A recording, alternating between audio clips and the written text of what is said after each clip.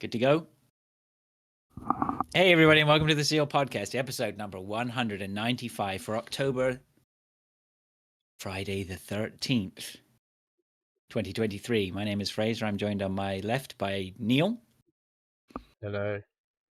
And on my right by the Edgelord, Dave. Hello. Are we doing all right, chaps? Fucking knackered. Yeah, likewise. Do you feel like it's just... Sorry, Dave. I was going to say, no, I've had no naps today. So No nap? No, me neither. You haven't done anything though, have you? No, I spoke to Neil this morning. I was like, I don't think I'm going to be very busy today. Like, it's been pretty quiet. And then as soon as I said that, it's kiss of death, wasn't it? Yeah. I feel like I had something similar, but not in the terms of my day. I'll come on to that later, maybe. Yeah, so I feel like the change in the seasons has had a real effect. We've brought into full-on autumn now, or fall, whichever you prefer. Autumn, obviously. And now I don't want to get out of bed. I don't want to exercise anymore. I just want to eat fatty foods. It's like the lizard brain has said it's time to put on your winter coat to survive. I had burgers for dinner. I am now. Did you? Well, that's a start, then, isn't it? Yeah. I smell of burger because I cooked my burgers. It's like my wife walks in. Always. Like, it smells funny in here. It's like, that'll be me stinking of burgers. You're supposed to put them in your mouth, not just rub yourself cooked in them on the griddle, so it's just fucking goes everywhere, doesn't it? Yeah. Like I need to degrease my entire fucking middle floor from cooking burgers. Okay. Well, welcome to the show, everyone. Shall we, without further ado, hand the reins over to Captain Burger here, right, for his footy section? Right. Yeah, I haven't prepared a big spiel again because I can't be asked anymore. Well, it was good while it lasted. Yeah, well, I feel like it wasn't appreciated. So, was he saying evening? That's thrillers? not true. No, hang on a second. You can't just say that. No, it was appreciated for sure. Yeah, well, it's Why? not What happening makes you anymore. think it wasn't appreciated? It's not happening anymore. That's what I'm saying. You can't stop doing it and then blame us. I didn't blame you. Well, you said it's not appreciated, but that's blaming us and everyone else. Okay. Well, anyway, I haven't written It is appreciated. The football thing that no, come on, look, let's be fair here. The football section is a relevant and important part of the Seal podcast now, and relevant. And that's down to you, Neil. Oh. Well, England have scored. I don't care about that. So what do we know then? yeah, Sumo's got his bang on the button. He said, I'm lost interest because I'm on the slide. So, as you can see if you're watching, I'm in 4th place. Well, I had a pretty less than average week last week, but he still held on to top spot. Did he? Because that's interesting, because the other day I was looking inside the chat, and apparently they were kicking the league up a notch, like Captain America, I think, was one of the things that he posted. There was a lot of chirpy chirp from our cousins south of me. Yeah, didn't really perform this week, though, did they? Well, Zook had a good week, 63 points. Yeah, but you know, the it's two, not really Redmond and Estevez up there. They're I talking can't about find Redmond. Hang on, I'm just Where is he? Where is he? Tell me if you see it. He's at 8. He's at 8. Oh, I was looking further down on that. Maybe I was giving him a bit of disrespect there. No. He's still doing all right, but he did drop. They didn't have the stellar ass-kicking weeks that they had before. Oh, what did he score? He only scored 39 last week. I thought I had a bad week last week. They gave him. Yeah, I know. They gave themselves Lewis gave the kiss of death there to them. So top scorer on our league on the week was David Kinsit, Wise Old Elf, 66 points. Nice week. The aforementioned Zook on 63. Fraser Moore's on 62. So there's someone else on 60s. Angelo, Luke's got 62 as well. Look. So yeah, a couple of your North American friends. It's did all right. It's settling down a little bit now, do you think? I don't know. There's been a few there might be a few wild cards in play this week. There's been another international break going on, obviously. So Guar's good week was on a free hit, I did notice. So he's burned that chip already. Did all right, though, to be fair. But yeah, it was a bit of a funny week again. Captain Haaland, you were disappointed yet again. It's becoming a bit frustrating, maybe, having Haaland. He's not doing the biz. Yeah, I'm tinkering with the idea that his money could be put better to better use elsewhere. I know of one person who has binned off Erling Haaland, and that is my son, who's sitting in second place in the league all of a sudden, beating me. He got 54 points last week. He binned him off because he wanted Salah in and Son. But I think he captained Son last week, which was the wrong Spurs midfielder to captain last week. A lot of people were doing I say a lot, still loads of people doing Haaland, but the main competition for him now seems to be Son or Salah. Salah was the one to be on last week, scored twice, and I think he got the bonus points as well. Got about 15 points last week, so if you captained him, that would have been a nice 30 points. Erling Haaland would have been on 4 as captain. I had Maddison from Spurs against Luton, and he set up their goal, their one goal that they scored, but they had 10 men, so Luton lost again. But we didn't How get battered. Lutes? We didn't get battered. How are your Lutes? What's your opinion on the Lutes so far then? Because they're not in the bottom 3 right now, are they? No, there's 3 worse teams than us at the moment, apparently. Which is long may that continue, I guess. But Burnley was one of those 3 teams, and they beat us. And my mate who goes to the football said they look really good. They like the best football inside, like he's seen at the Kenny in a while. The way they play football's good, but it's probably not going to work against the more experienced Premier League sides for sure. They might do it right against the lesser sides, but they certainly did against us. But it was only 2-1. So I think it was Raheem Sterling was the man to have last week, though. Everyone was on him early. Loads of people have binned him off recently because he wasn't doing anything, and then he goes and hauls against, who was it? Chelsea won anyway. 4-0, wasn't it? 4-1? Yeah, I can't 4-0 or 4-1 against Bournemouth, I want to say. Yeah, I think so. I could have a look at the fixtures probably. 4-1, yeah. If they didn't keep a clean sheet, which was annoying. It was 4-1, yeah. It was 4-1, but it was Burnley, the aforementioned Burnley, at Burnley. So Chelsea smashed it, and Raheem Sterling scored 2 and set one up, I think. Oh, everybody put him in, and then he went. That's the wrong one. No, he only scored 1. Oh, it was 2 assists, sorry, and a goal. But yeah, he did very well. And there he is, 3 bonus points. Yeah, and man of the match, yeah. Yeah, so it was Raheem Sterling was the player of the week. The head-to-head league, I lost to Christian. Ooh. He's beaten. Christian's in the chat saying his streak against the Seals is going well. He's got Dave to beat, and he's beaten us too. We get return fixtures, I think, as well. So we'll see. That was I don't know if it was the home or away. It doesn't really matter, obviously. I won again, but I'm still not climbing the table as fast as I would like. You did. Yeah, that was a good score last week. So the other big scorers aren't in the head-to-head league by the look of it. So that worked out right. So the standings on the head-to-head. My boy's gone top by a point, but there are 2, 4, 6 teams on 15 points in second. All like they're ordered by total points, as we're on level on fixture points. I don't know where Dave at 9. Yeah, I know. Yeah. Get a nosebleed up that high, mate. Razor in 12th went up. Now 3 wins. Yep, chipping away. Andy Cox, strongest team in the league, as they say. Bottom. Taking over my position.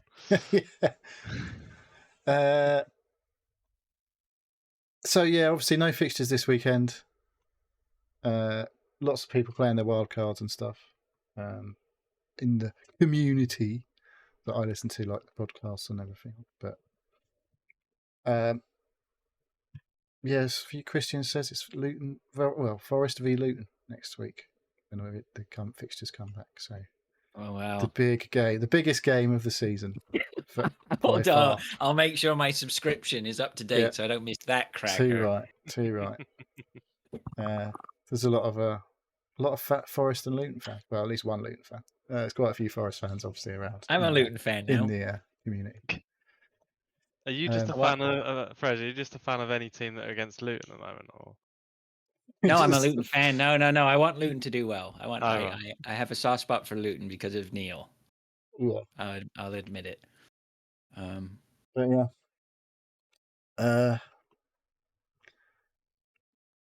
I did the top 3. Are you all right? You're not really with it tonight. I've just literally woke up about 20 minutes ago. There's lots of pauses. Okay, is there any more football then? Are we good? So top 3 was, just to finish that off, was Guar on top on 508. My boys second, 492, and Nathan hanging on in third, 491. So that's the top 3. I think that's pretty much everything I normally do. You've been on the wacky backy again there. I don't have the wacky backy anymore. It's illegal over here. Unlucky. Yeah, tell me about it. All right, let's move on from football then to some listener stuff. Lord says, who is the one person you would like to wipe off the face of the earth? Anyone?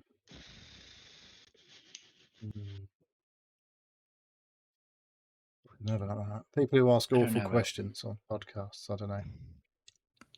Yeah, I'm not sure on that one. I mean, there's no shortage of people I'd want wiped off the face of the earth, but I mean, a person who stands out, I don't know.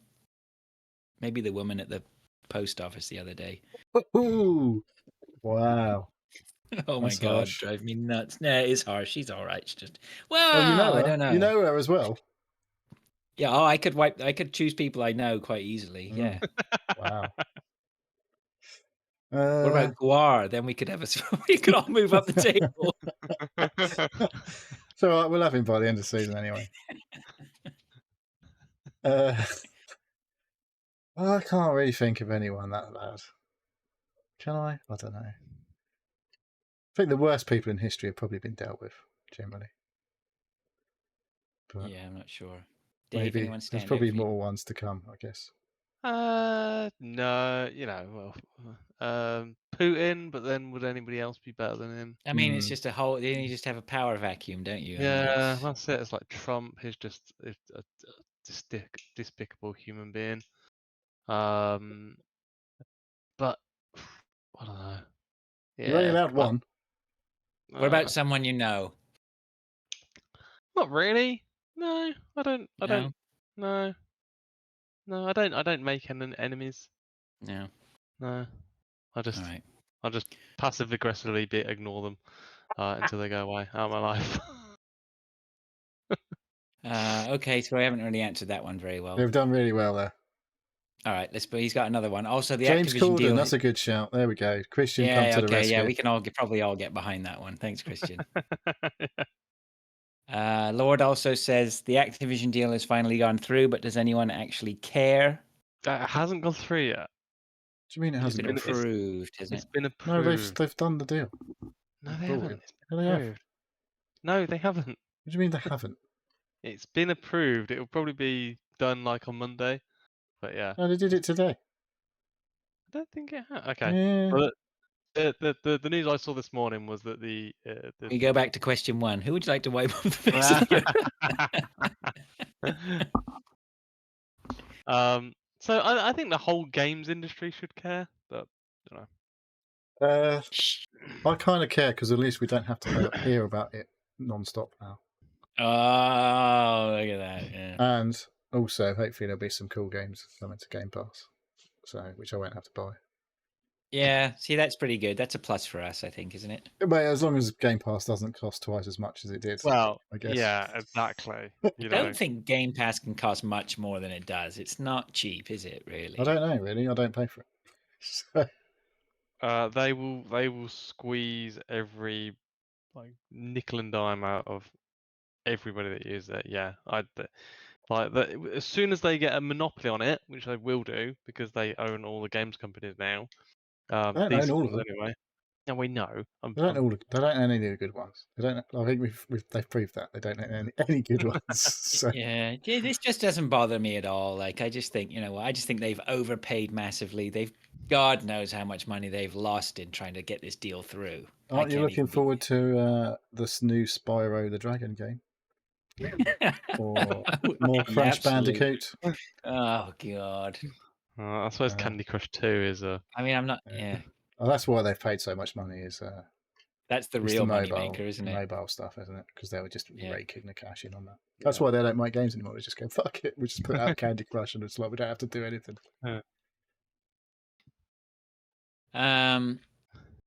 Yeah, thanks, Lord. Marcanix says, my question is for Neil. Marcanix, friend of the show. Good to hear from you again, Mark. It's been a while. He says, my question is for Neil, as this has been bugging me all week, LOL. On last week's show, you said you only use one pan to save on washing up. You said you cook the potatoes, then clean and reuse the same pan for other veg. So do you eat cold potatoes with your Sunday roast? What I didn't make clear, possibly, is that I use the same pan that I boil like the boiling part of the roast potatoes. Like you boil them for like 10 minutes, then you give them a good bash in the pan so they're all like fluffy around the edges. Then you roast them in the roasting pan, and then I wash the saucepan and use the saucepan for my vegetables, which is obviously getting cooked. Plus, obviously, the bonus of having two ovens is I can have an oven that's on like a warm temperature to keep things warm, and then just cook in the other oven. He's different league, Mark. All right.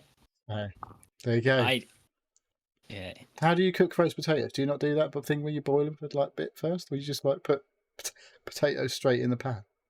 Roasted pan. No, I think they get boiled for. I don't. That, really what do you mean? You think my wife does the roast potatoes. I never do roast potatoes. My wife does roast potatoes. I'm working on Yorkshire puddings right now. I did some Yorkshire puddings the other day with a mix from scratch. Brilliant. No problem. Did them the other day for the big Thanksgiving dinner. Fucking miserable failure. Yeah, miserable. Well, I think maybe I screwed something up. I think the problem was there was too much stuff in the oven, and it. It's got to be hot. Yeah, you got to preheat the oil in the little tins, and then put the batter in, and it's got to be a really hot temperature. Yeah, it doesn't have to be really hot. I think the problem is I don't have a convection oven, and I had one of the shelves was full of trays of vegetables. What? You don't have a convection oven? What do you mean? It's just an oven. What does that mean? It's an electric oven. All right. Isn't that it must have a fan in it. What's a convection oven? It must have a fan. No, it doesn't have a fan in it. Fucking hell. You don't need a fan. You just add an extra 20 degrees if you don't have a fan. Oh, okay. Well, maybe I'll do that then. Sorry, I don't have a fan in my oven.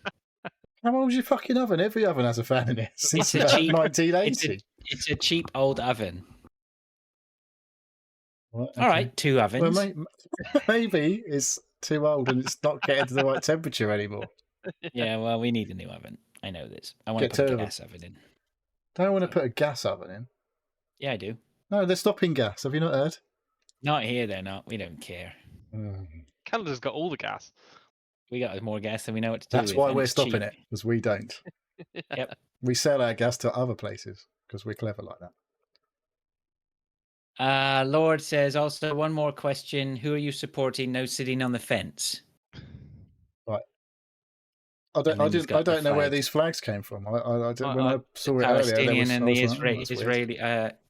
Is that what the Palestinian flag on the left and then the Israeli flag on the right? Yeah. I have no. Are they playing football? I have no say on this. No sitting on the fence. You are not the boss of me. I will sit on the fence if I decide to. I honestly have never wrapped my head around what is going on down there. Well, I read a little bit about it earlier. That the people of Gaza are basically prisoners in Gaza. I know, but we can't. No, we don't. I'm not going all the way in. I just read that basically they can't get in or out. So that kind of is a bit of a fucked up situation. And that, So nobody wins in this. There is no winner or loser. It's been fucked up since the 40s. Yeah. Since Israel was basically created as a thing is, Israel's an old thing, isn't it? Well, it's not obviously the way it is now, but isn't it? It was an old thing, wasn't it? No, it was a created in the World War II. Yeah, I know that bit. But Is it the Brits? what's... The Brits have caused all this problem, haven't they? No, I don't think it's the Basically, Brits. It's the yeah. Yanks, isn't it? It's the Yanks. Well, They it's had all the the whole. power. It's the whole. It's all the allies, isn't it? Fucking screwed everything up. I don't know. I don't know enough about it. But yeah, it's just a fucked up situation. Is about all I can comment. That's all you're getting on that one, Lord. Andy Cox, friend of the show. Yeah, no more. He's got any more questions? Or just shove in another one. Where's the quiz? Yes, maybe that was the quiz. There's 2 questions. There's a third question missing. Yeah, that's right. That was the third one. Andy Cox, friend of the show, says hopefully not too late. Oh, the Orb are playing at Dingwalls in Camden next January. It's quite a small venue. What's the biggest band act you've seen in the smallest venue? Possibly someone at the start of their career. And what's the biggest gig you've been to? Stadiums, etc. Well, actually, the last gig I went to was the Orb. I went to see him in a small club here in Toronto. I think that was the last gig I went to. That was pretty good. Do they play big venues? I don't know. Not really. The Orb, is that like a... Have they ever been to Glasgow? Like ambient dub sort of techno stuff. Hippie shit. Hippies, yeah, drug-induced bullshit. So the Oh, best... for fuck's sake. I'm trying to cut you off there. The biggest band I've seen that was a nobody was The Darkness at Glastonbury, when nobody knew who they opened on a Friday morning. If it's daytime, you're definitely a nobody, aren't you? Yeah. And he came out in his spandex suit, like absolutely just went off at 110%, like just threw himself around. Like it was one of those bands that I think at the end of it, it was the talking point of, did you see The Darkness? Because so few people saw them, and I was lucky enough to be there. And it was one of the sort of unknown hits, and sort of Did they make you believe? Yes. Yeah. No. It was great. They were absolutely fantastic. And yeah, like I was. I've been into them since then. They haven't done much lately, have they? They have actually. They've released a new not been album big this though, year. is it? No. Weren't he on The Masked Singer? Yes, he was. Yeah. Yeah. Justin Hawkins. Hawkins, that's it. Yeah. Yeah.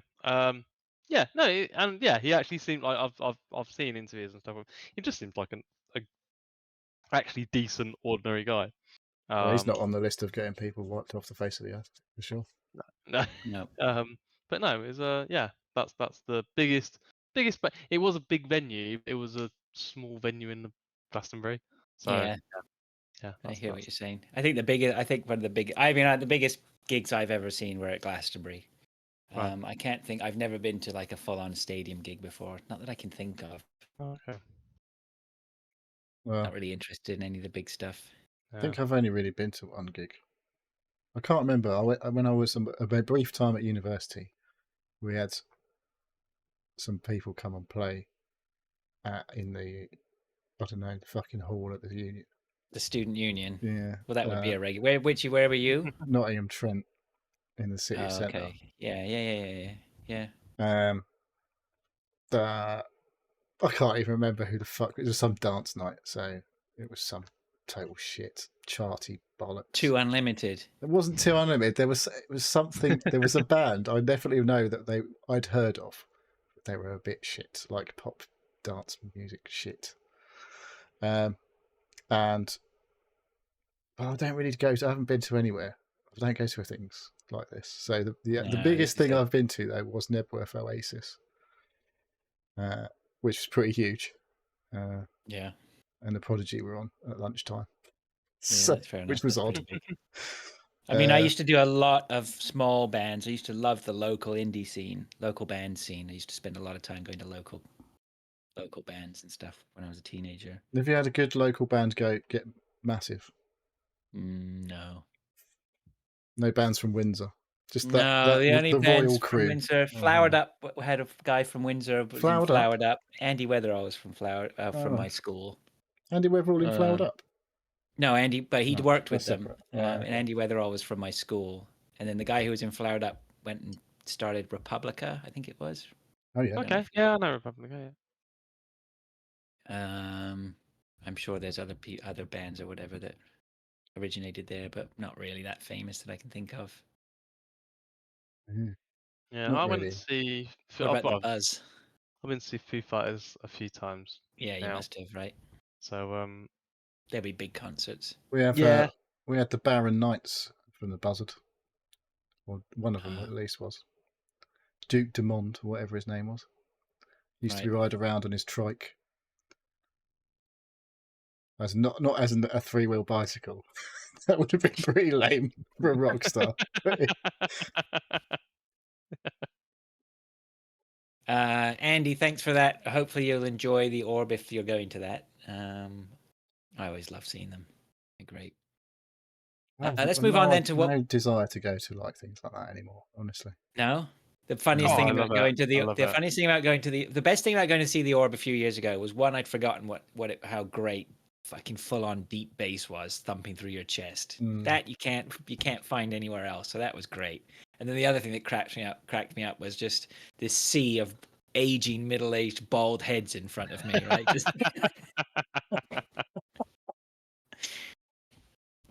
Let's move on to what we've been doing then. Neil, you got a blank spot. I did. I couldn't think of anything. I bought Edge magazine for the first time in forever. Nights, I think it's the first time I've ever bought Edge magazine, so it's quite nice to just read a magazine, like a video game magazine, and it's a good one, obviously. Supposedly, Edge. It's like a bit edgy, isn't it? But I guess don't get many 10s in Edge. That's for sure. What's on the front cover? It's the 30th anniversary, which is why I bought it. And I hear all the podcasts I listen to. They keep talking about Edge all the time, don't they? So, and it's got like obviously some features around what's happened in the last 30 years of Edge being around, like the 10 games of the 10s, their best however many games. I haven't got to that feature yet, but it's quite nice to just read something that's not on a screen for a while. Can't remember really the last time I did that. But, oh well, good. Well done for reading. So yeah, thanks.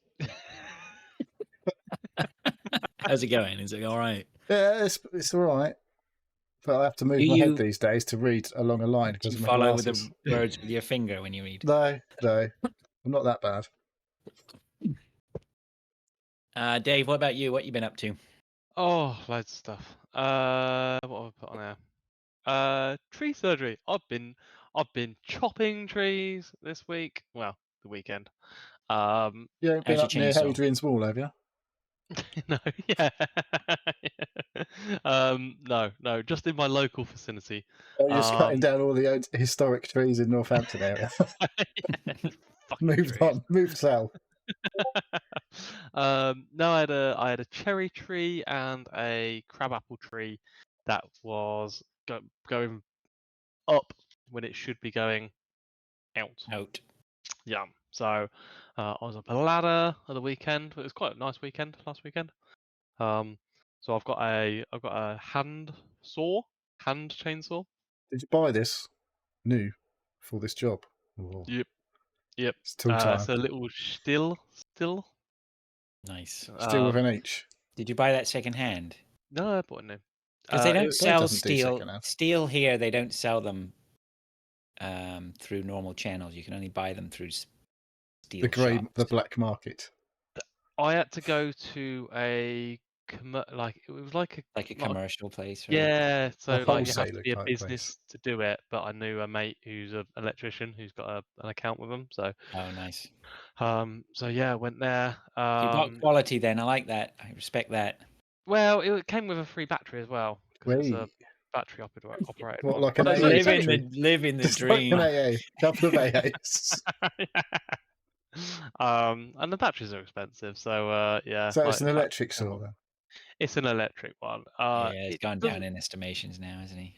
I don't know. Have you tried sawing with a manual saw? That's like come on, if you're going chainsaw, you've got to have the gas powered. That guy behind you. No. I've got it's a. He's not got a chainsaw.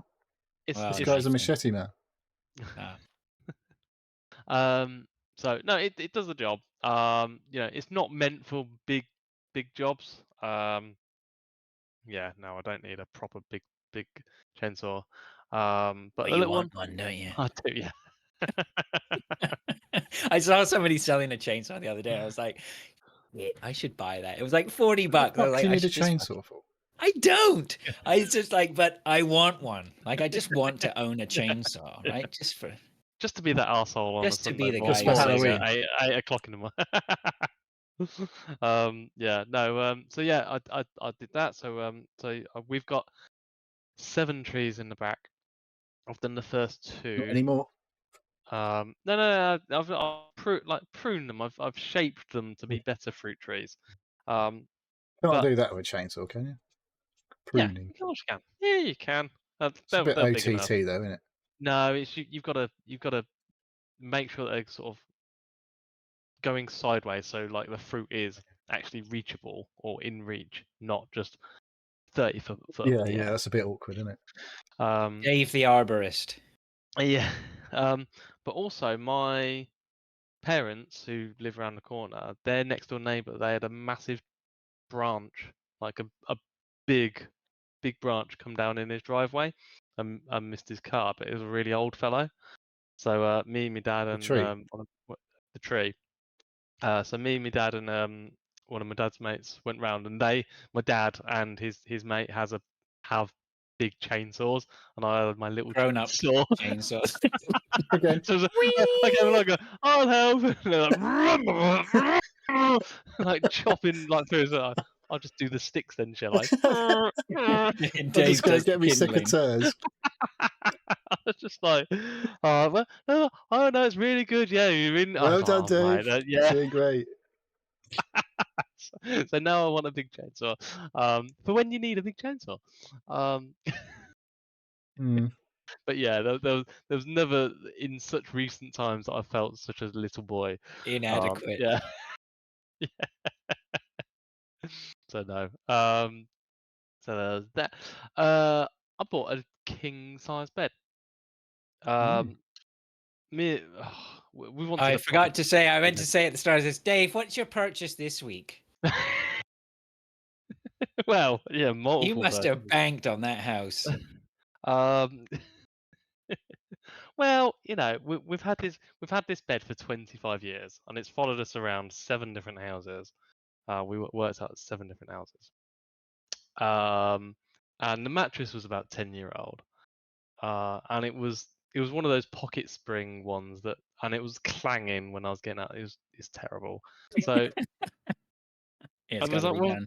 we can't, we want a nice big mat. Anyway, we bought a massively too big bed for the bedroom. And I assembled it today and sort of put the mattress on it, and we looked at it and went, it's too big. Oh, really? Yeah.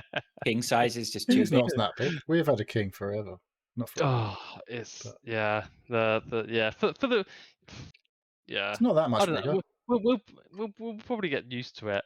I can lay widthwise, comfortably. Yeah.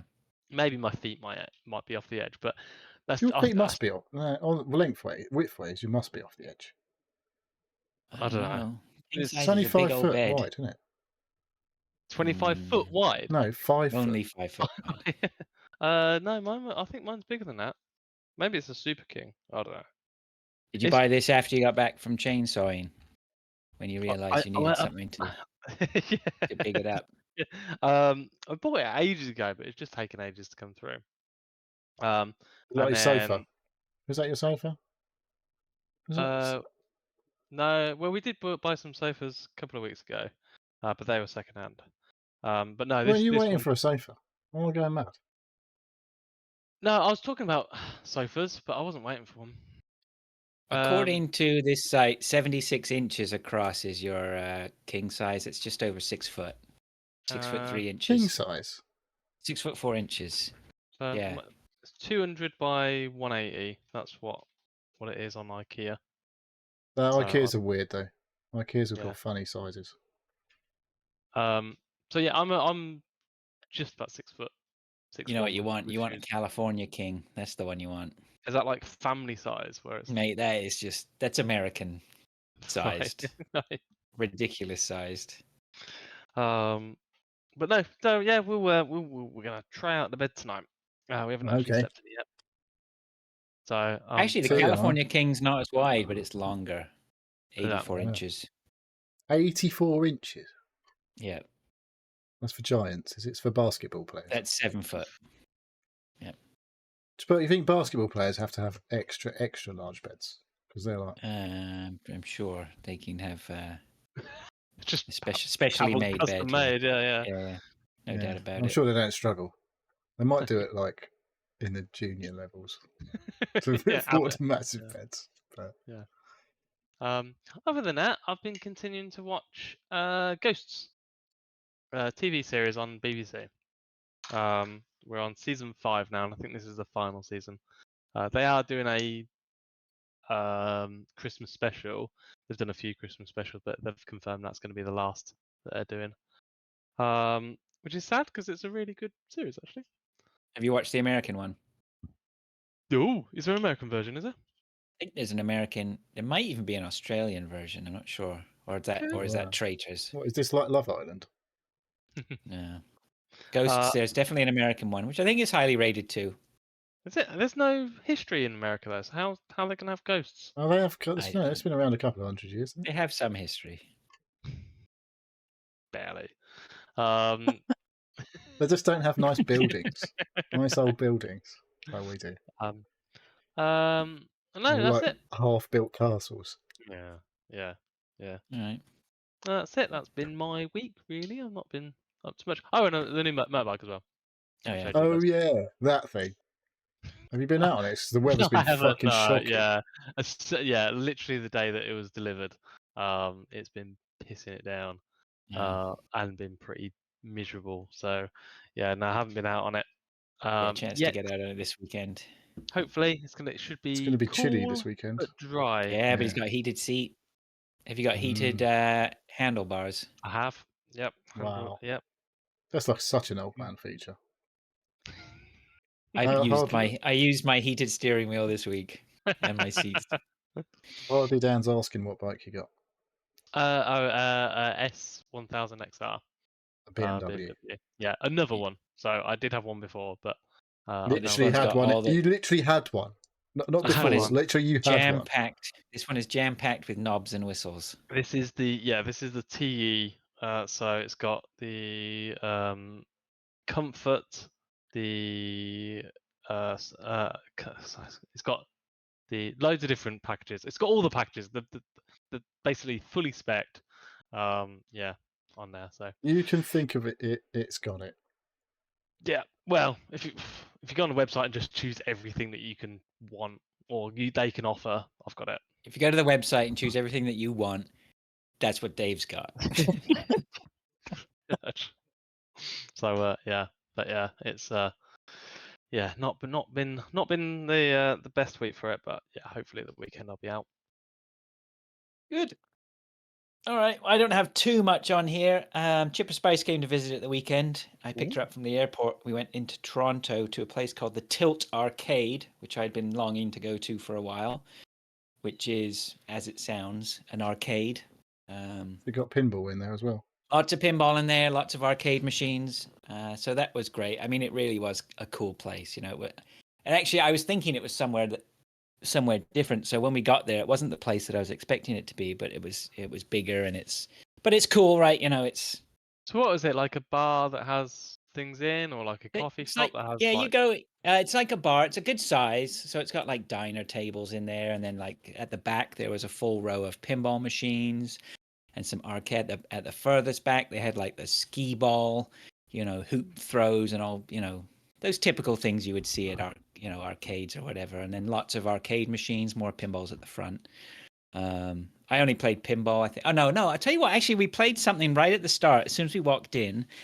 And I noticed it because I'd seen this before. They had the Pong machine that is actually like real blocks on a table. And it's operated by servos and magnets underneath that move the blocks. So you're moving your paddles in Pong, right, with the controller, but it's Right. actually moving a real block in front of you, and there's a real square brick going between Okay. between the pair of you.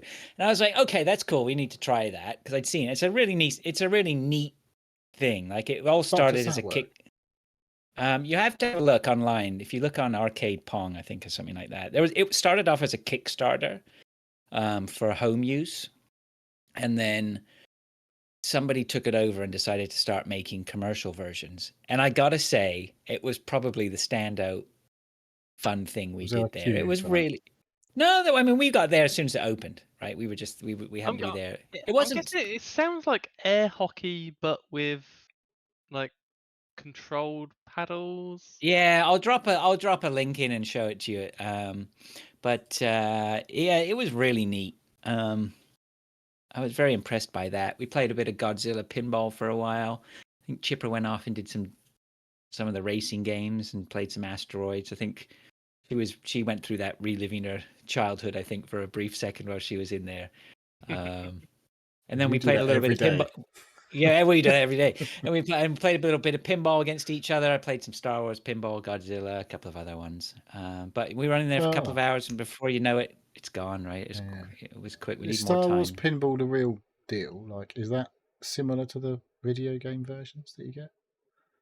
No, Like not what's really. it called? Zen pinball? No, it's nothing like that one. This one, but it does have a Death Star that you need to try and blow up, which is pretty cool. And I got my high score onto the scoreboard, number 6. Yeah, let's go. All that practice is paying off. I guess. So yeah, that was pretty. That was fun. We did that. We had a good weekend.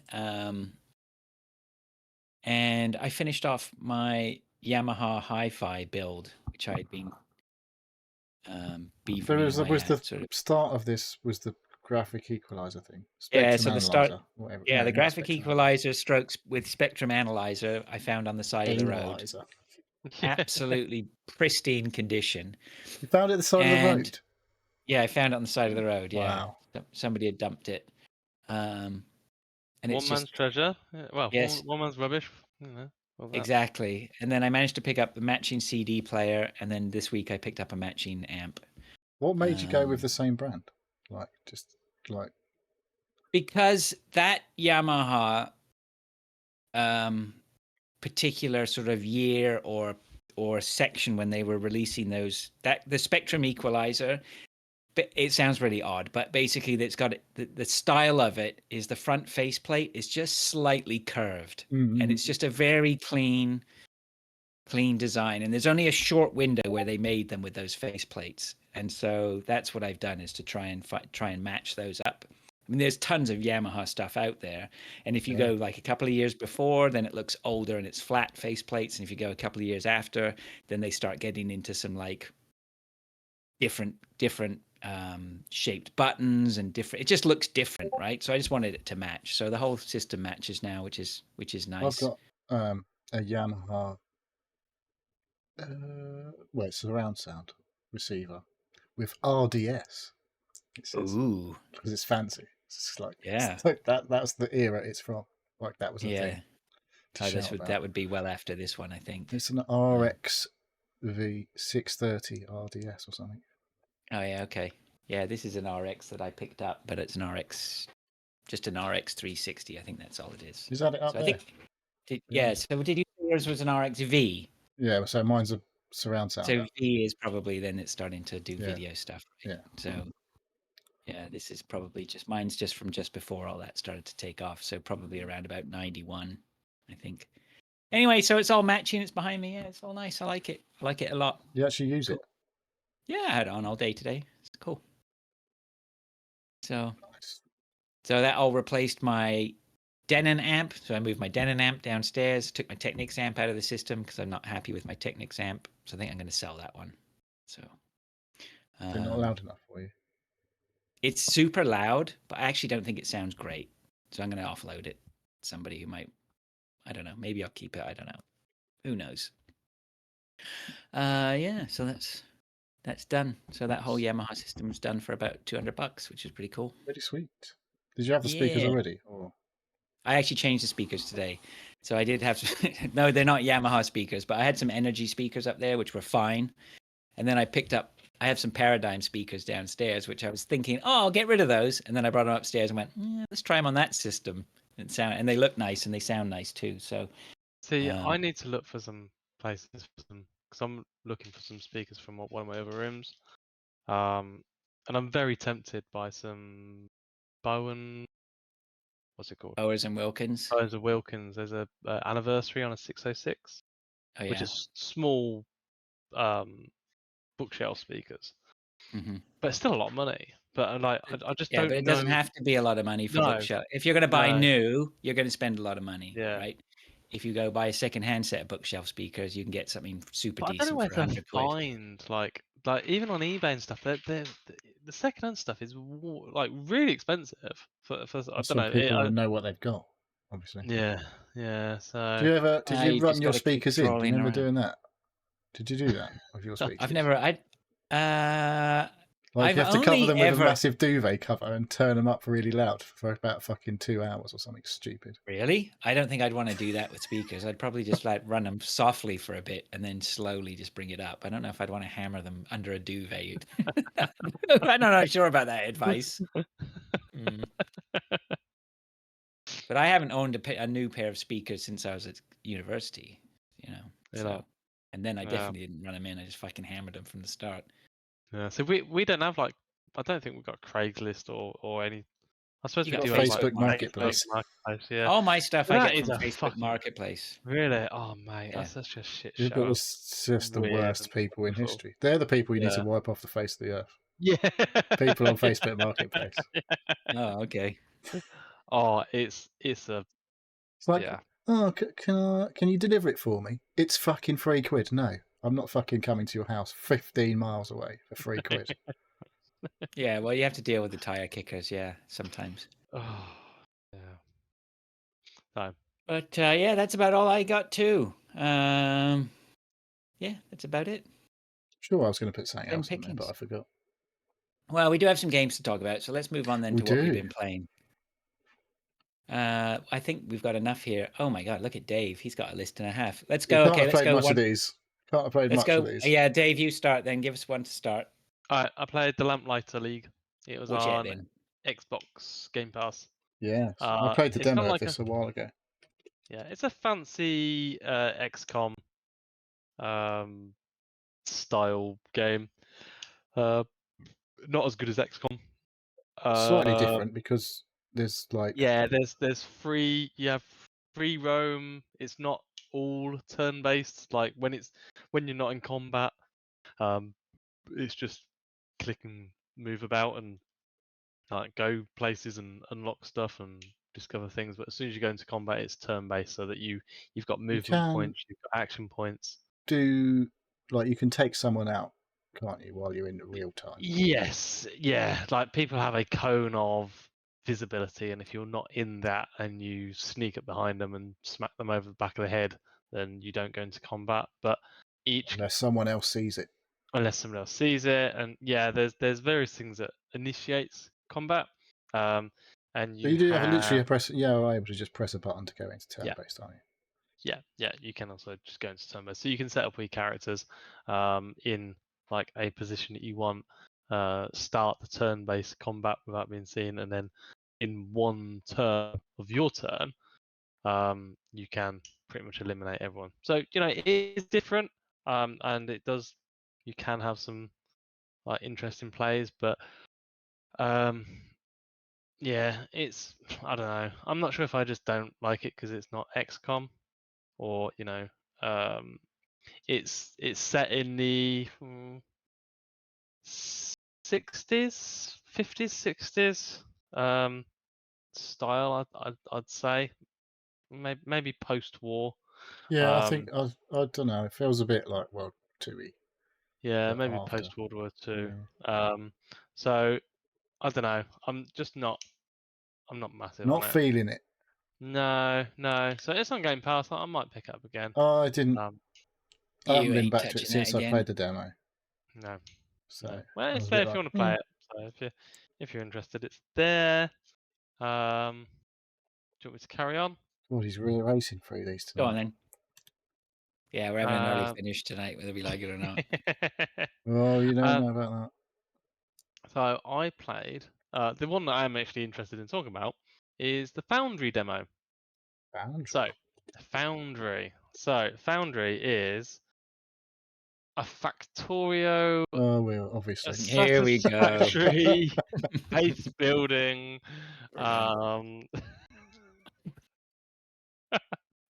Dave Yeah, game alert. resource harvesting, conveyor belt setting up Ooh, that'd be a good conveyor belt. with assemblers and combiners and yeah, it's one of those games. It's on the next. I can't remember. It's next. Steam Next Fest. Next Fest. Hardly Then Set is set in the 30s. That was Lamplighter League, obviously. Not That was Foundry. Lamplighter League. No, Foundry is. Yeah, it's a really interesting game actually. Yeah, it's like some of these other games that I've been playing or play a lot. As you say, it's a Dave game. It plays really well as a demo, as a concept. What is interesting about this is that all what would normally be sort of window or UI pop-ups with details about the production and everything like that are screens on the actual facility itself. So to check the power, you don't just bring up a power grid. Like you don't just bring up a graph and like it's a graph in front of you. You go to the screens that have the power and it shows you in the screens. And there's no exiting out the screens. It's just moving away from them because the physical screens on, and you've got it on the video at the moment. It's a really. It took me ages to get my head around not having the UI window pop up in front of you and you interact with your facilities that way, but you actually interact with the objects that you're using. Right. So it was quite a weird concept. All the rest of the concepts of everything else that you mine resources and create things from them and then create additional buildings to create other things. It's all pretty standard and part of the thing. The art style is quite interesting. It reminded me of kind of like a World of Warcraft-y style. It's quite basic, but pretty. And pretty. It's not intrusive, but it enhances the actual environment. And yeah, so the demo is quite basic. It only goes up to level 3 or 4 or something like that. So you can't get massively complicated with the constructions and the types of things that you do. But it gives you enough to get you a taste of what it is. The maps seem quite large, and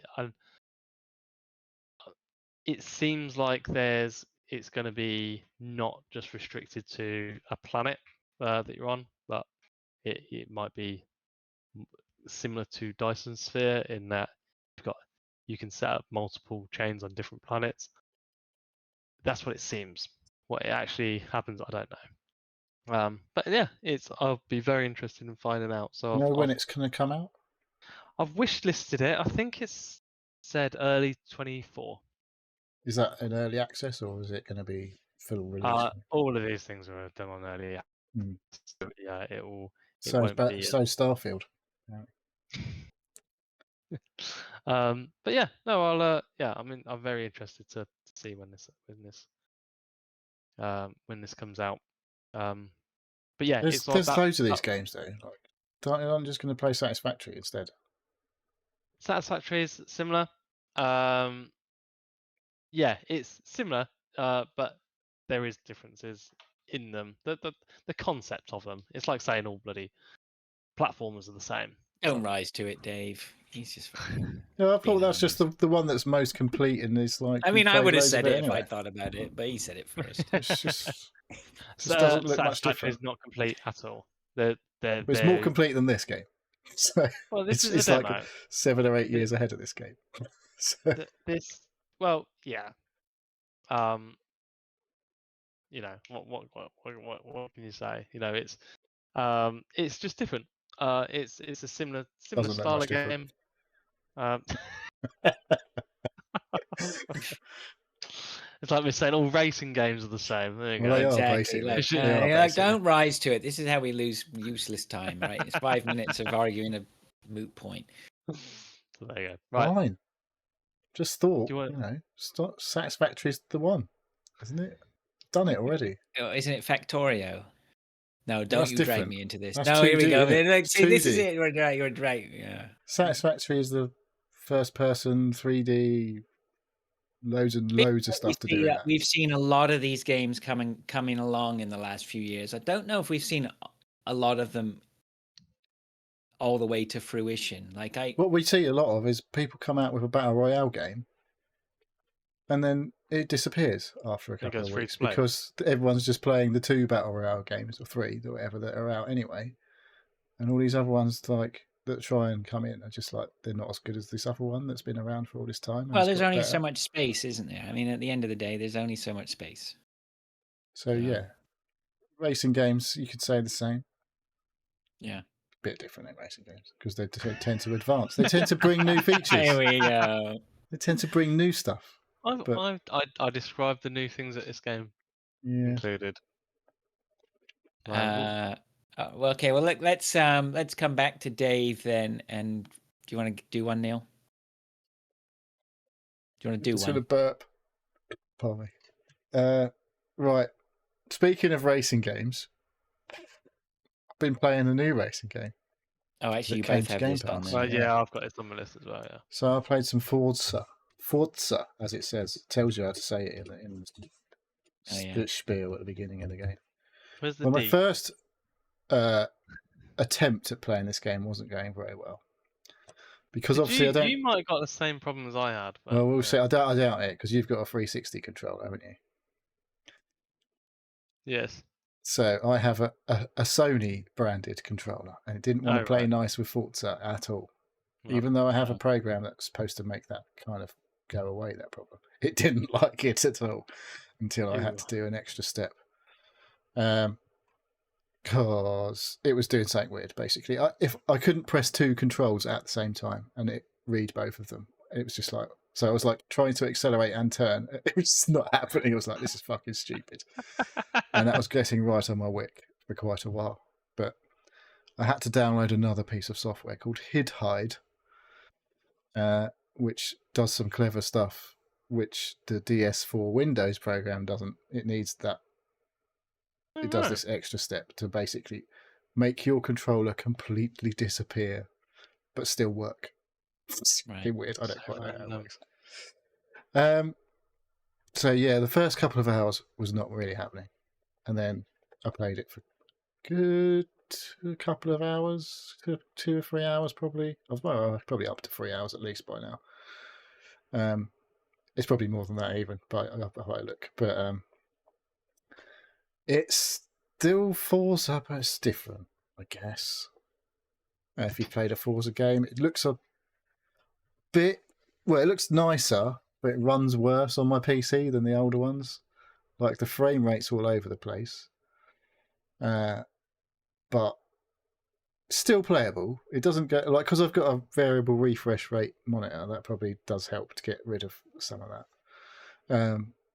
But it's targeting 60 frames, and sometimes it's like in the 30s and 40s, and I'm like, well, why is it doing that? I don't understand. So I think it's probably going to get some patches to sort some stuff out. Mine's unplayable. Really? Oh, really? Yeah. I don't know if it's my graphics card that it specifically doesn't like, but I've done all the updates for it and everything. But no, I was getting 15 frames at some points. And I just couldn't do it. Couldn't play it. Nope. So that's my graphics not an old one. What is it? The fuck is this guy? Can't remember what it is now. I'm literally looking right now to see what I've got. It always got a 6700 or something, is it? 6700? 68 XT. So yeah. like AMD cards is what the new generations of consoles run on. So that's weird that like. Oh, there's a new patch today. All right. Wonder what it's targeting. Yeah. I know Counter-Strike, Cyberpunk, and Payday. But no, I wonder if there's a known issue with. Your graphics cards. Well, I was like I said, the frame rate's not. I mean, I have cranked the settings up to maximum, ultra everything, but yeah, I've switched on the dynamic rendering or something, which I guess is supposed to change the resolutions and stuff like that to make the frame rates more stable, but it wasn't really doing that. So maybe I just knock a few settings down here and there, and it'll probably be fine. So it's a little bit like Forza, if you know Forza, but it runs like garbage. It doesn't run like garbage on mine, but it definitely is not like Forza of old was like on the Xbox One, even and 360 was nailed on 60 frames per second, never fucking moves. But obviously they had a piece of equipment, they knew exactly what every piece of equipment was the same. Like every Xbox One was the same, or basically the same. PC dilemma. Yeah. Right? So, when they're banging in like performance modes and stuff like that nowadays, and banging in ray tracing and stuff like that, it definitely affects it. But once I did a little bit of playing around with the settings, and it was definitely completely playable. And it was most of the time is at 60, and occasionally, like usually when there's a fucking ton of other cars on the track and stuff like that, because you can have massive races now with like 25, 24 cars or whatever on the track. I don't know what the maximum is, but it feels pretty good now. It's working, and I just got stuck into some rivals mode, which is what you like. If you have friends, online friends, like, and they've set times, it will tell you your next rival is like. It'll give you the worst one. Gives you like a really lame time to beat, basically. And then when you beat that one, it will say they'll pick up the next person on your friends list as the next rival you get normally. And then once you've exhausted your friends list, it will go to the next fastest time or whatever on the leaderboards. So there's a featured time trial rivals mode. So that's the one where there's loads of people on my friends list have done it. I say loads, not that many people. But the most I've seen of any one that I've done so far, which was round Maple Valley, which is a made-up track for Forza. Don't know when it was in first. It might have been the first Forza that it came with. So it's been around a long time. Certainly for Forza fans. And it's you drive the sort of cover car. Except of course you don't get a cover because you don't buy a physical anymore. But it's a Corvette, something or other, the latest Corvette. Sounds amazing, and it's I don't know. I managed to get to the top of my friends list leaderboard in the end after playing it for a while. Nice. That's nice. And I was still quite about 3,000th overall or something stupid. But then I moved on to some other rivals modes. I did. Because obviously you start with no fucking money. That's the problem. You have to buy all your cars, so you start with no money. And doing rivals mode, if you get stuck into it, you can get quite a few credits if you keep beating times. Still not loads. I feel like that could be an issue progression wise. Is getting in, because this is where it fucked up on Forza 5. Like you couldn't earn enough money to get more cars and stuff like that. That's where they started fucking around with that sort of stuff. And then at the same time, introduced microtransactions. I wonder why you couldn't earn enough coins to get a car. Yeah. So I don't quite know how that stuff's going on, but I was racing around Barcelona. It's got quite a few tracks in there. It's a good selection of tracks, quite a few American tracks. And then some classics like Silverstone, Barcelona, Kyalami, Suzuka. So there's quite a lot. There's loads of other tracks as well. But so racing around Barcelona, I picked up. You can rent cars in rivals mode as well, so you can drive cool cars, but you don't own them. So you can start earning coins with good cars. So there was some classic F1 cars in there. There's the 1988 McLaren and the 1990 Ferrari, and that was a lot of fun. Driving I'd been driving around.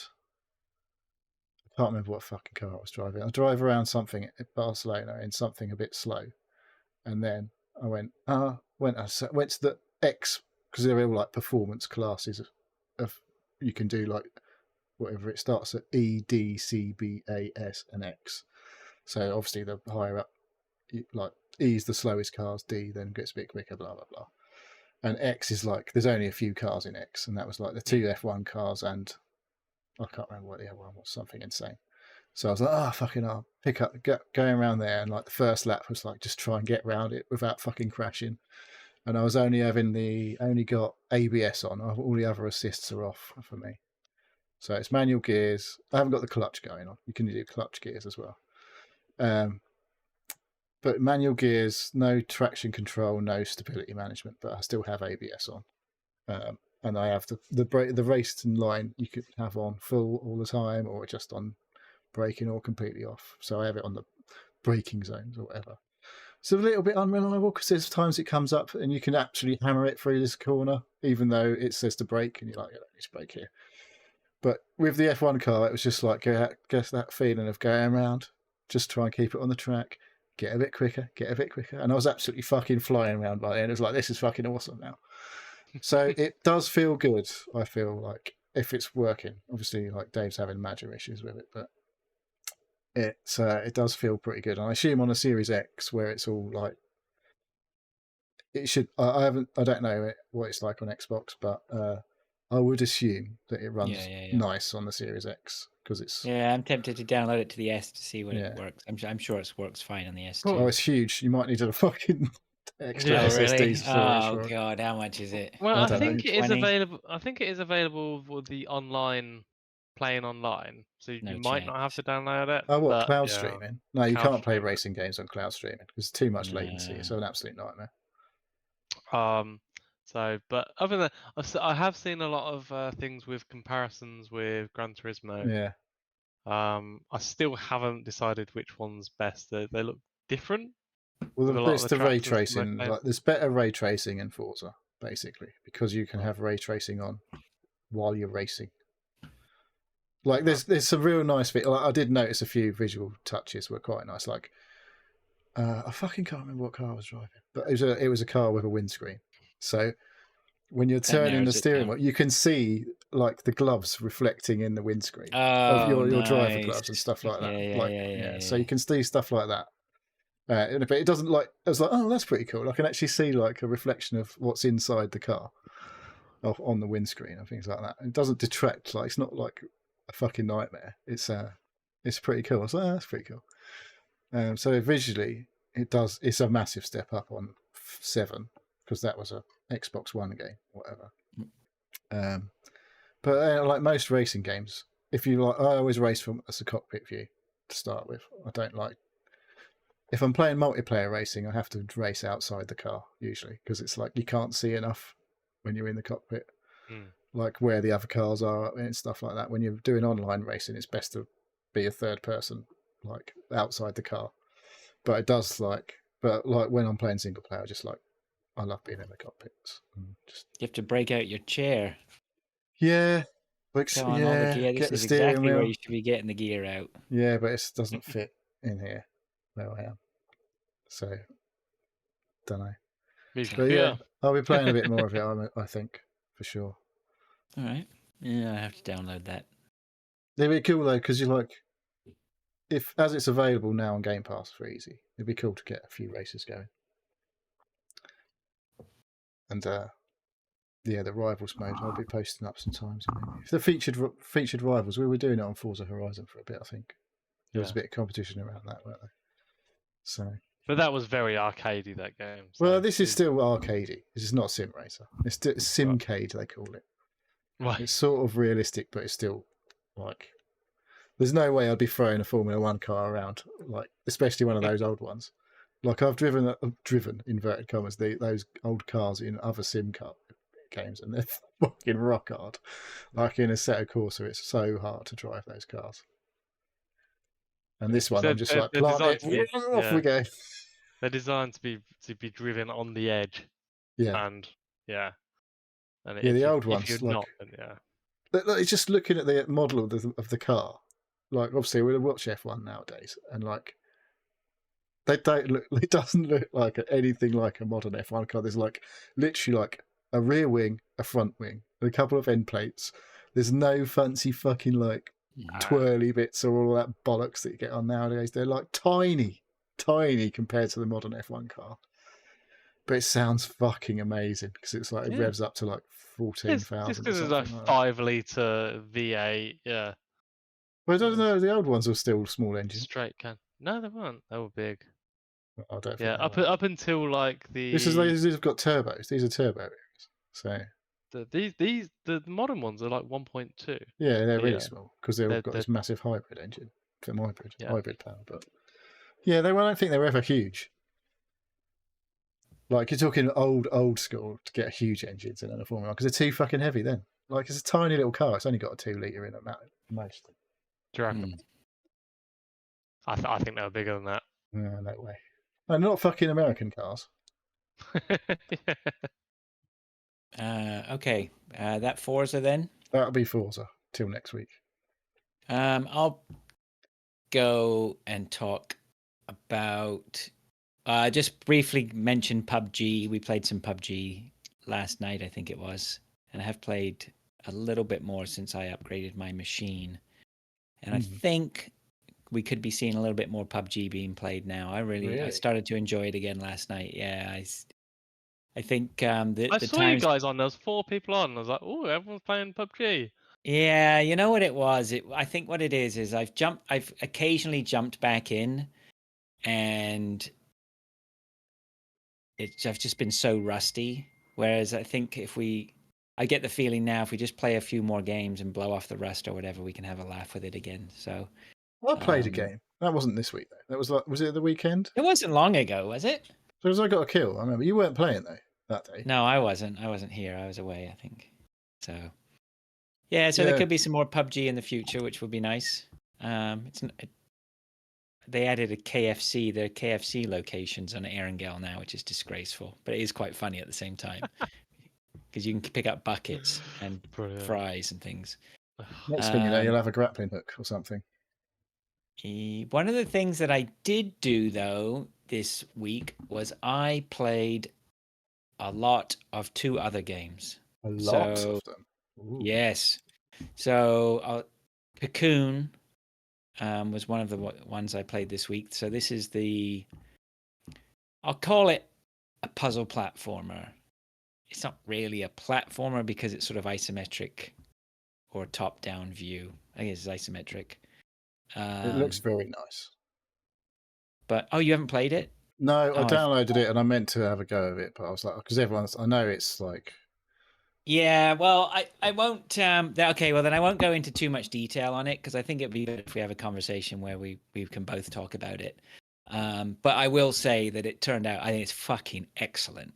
Right, it is really good. So this is it's by the same people who did Limbo and Inside. One of the guys, I think, is.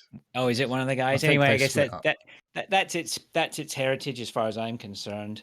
I was never a massive fan of Inside. I always felt like it wasn't. I don't think it delivered what everyone else. Everyone else thought it was brilliant, but I didn't really think Inside was worthy of the praise that it got for whatever reason. It was good. I think if this game had been the follow-up, this would have blown people's minds. This is just, I think it's so good. The atmosphere on it is tremendous. The music and the sound design has just blown me away. I just think it's amazing. You know, I played quite a lot of it with some good volume with headphones or whatever, and just the ambient noise and the audio cues and things, and just the general ambience were just fantastic. It looks amazing. It's very simple in its controls. It's very, I want to say one button, isn't it? It's one button. Yeah, I think you're right. I think it's only one button. Yeah. And it does an excellent. So basically the whole premise is you are trying to get from point A to point B, whatever traversing that involves, whether it's going across chasms or up ladders and across pitfalls and opening doors and all the, typical sort of puzzle platformer stuff. The hook here is, or the catch, or the USP, or whatever we're going to call it, is you have these orbs and then these points where you can place the orb down. So it looks sort of like anyway, these points. So say you have the orange orb and you walk with the orange orb to this point where you can put the orange orb down, and then it creates a jump point where you can jump into the orange world. So now you've gone from one world into the orange world. And then you can come back out of the orange world, pick up your orange orb, and go wander around. And the orange orb allows you to do things, right? So so there are a number of different orbs, and the orbs allow you to do different things. But the neat thing is, you can go into like something like the orange orb, take in a green orb, leave the green orb within the orange orb, pick up your orange orb, go do whatever you want, dump it down, then go in and get the green orb, bring it back out again and stuff. So it starts to be this completely mind-fucked inner space, outer space, whatever, puzzle. And it's it's all these sort of puzzles. And that sounds quite daunting until you realize that the level design, they've done such a really good job on the level design in that they sort of trap you in the point. Like you feel like you have access to the whole place, but really when you start to look around, every time you have something to do, they sort of lock you in that area. You can't, you have to finish that area. And they do a very good job of closing off behind you and enveloping you in the area that you need to solve the problem. And so that's great. So, I just played the other day, I played for hours and made terrific progress. I love the boss fights. The boss fights were just brilliant. I loved them. I've loved the ones I've had to do so far. My only gripe is I did get to one point where, and this is where I'll chat. I won't tell you about this bit because the mechanic itself is sort of like you would probably need to figure out the mechanic for earlier parts. But it got a little bit complicated, and I did have to look up some help on that one just to give me I was like, I'm sure I can figure this out, but I'm an hour in and I still haven't figured it out. I need, is that scenario. So I gave myself a little bit of a helping hand there, and then progressed onwards. But yeah, 100%. Check it out. It's on Game Pass. Now. It's on Game Pass. Check it out. It's really cool. Yeah, it's really cool. It's a nice little mind-bending. Do like it. Yeah, and it's just nice to be in. It's just nice if you've got some, some good headphones or whatever. I can get the volume up on a nice system or whatever. It's got really, really good ambience, and it's just fucking really clever. The one thing I noticed, like, there can be all parts of an area that you need to interact with, and you're running around and you're doing whatever, and you're trying to figure out what to do. And then suddenly you go, oh yeah, that's what I need to do. I think that's what I need to do. And then you start to do it. The audio changes, like the system knows, the game knows that you're now doing the right thing, and it fucking rewards you like with sounds. And so once you start to recognize that, those audio cues are pretty cool because they help you know that you're on the right path. It's just fucking really well designed. Really, really, really well designed. Does it not like do you not, when you start doing or moving in a certain direction, the music changes and then that changes your decision to go, oh, that's the right thing to do? So like, is it prompting you as well as rewarding you? No, not really. Not really prompting you. It's more like reward. It's more like you have to do quite a bit for you to get that audio change. Like it knows that you've made a significant movement in the right direction to solve the puzzle. Okay. Not just like you've moved in the right direction. Not like you've just gone to the right island. Like you've properly picked up the right thing and moved it to the right spot, and it goes right now you're onto the and it goes now, as if you knew what you were watching me play, you knew what to do. It would be the same point where you would go, you're on it now, and instead of you saying you're on it now, the game just changes its audio cues or whatever, which is really nice. Yeah, so it's definitely I think that could be up there. It's up there, probably one of my games of the year. Wow. So yeah, you guys should definitely. Hopefully I'll have some time there next week. Yeah. Well, please try and find some time for Cocoon because it is good. Yeah, I will. It's just I have things that I need to get done. Yes. You're being very cryptical. Not really. Yeah, so I have one more on my list, but I think we'll jump around between you guys too and get some more off your list then. Yeah. So, Dave, you've got quite a bit still. Have I? He's got a You've got couple about- more on there. I think his yeah, last maybe. one is It's No, only no, no, accepted. no, no, no. Yeah. I've got two more, so I'll do my two. Part of the other Next Fest demo festival in Steam is a game called Europa. Europa's a 3D platformer. It's how do I best describe it? It's kind of like Zelda, the latest one, Tears of the Kingdom, except there's nobody else, and it's a sort of a spoken story as you progress through this terraformed land, and the spoken story is from your dad, who basically talks about landing on and terraforming this world. But the world that you're moving through is like a lush green farmyards, and there's old windmills and water mills and like little farmhouses, and Looks pretty. it's Looks a like really the guy looks a bit Nino Cooney. yes, Yeah. it's a bit like that. There's I don't know. It's just It really looks really nice. yeah. It is. Yeah, and the movement is really sort of nice and nice is a bad word, isn't it? It's really rewarding how you move through the environment, in that when you're skimming across the water or not floating but sort of gliding down big areas or down snowy bits, or catching the wind and being whisked off to a new area. It's a yeah, and it's all sort of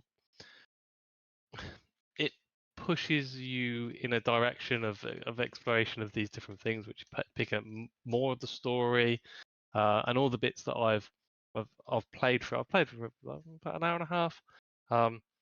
Like little bits of story is coming through, and yeah, it's really nice. It's again, nice is such a bad word. Well, it looks nice.